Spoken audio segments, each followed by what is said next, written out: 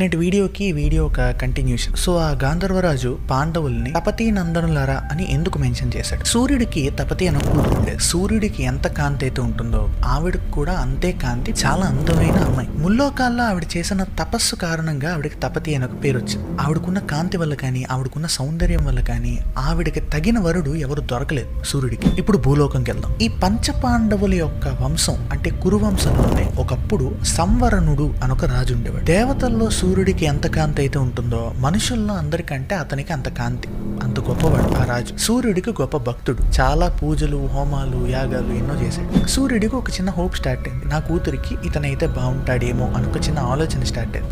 కానీ ముందడుగైతే వేయలేదు. ఒకరోజు ఈ సంవరణ అనే రాజు వేటకు వెళ్తూ ఉంటే తపతిని చూస్తాడు. చూసిన తర్వాత ఆయన నోట్లోంచి ఇంకా మాటలు రాలేదు. అలా చూస్తూ ఉండిపోయాడు ఆ సౌందర్యాన్ని. దగ్గరికి వెళ్ళి ఎవరు నువ్వు ఏంటి అని అడుగుతున్నప్పుడు ఆవిడ మాయమైపోయింది. మాయమైపోయిన ఆవిడ కోసం వెతికి వెతికి వెతికి వెతికి కళ్ళు తిరిగి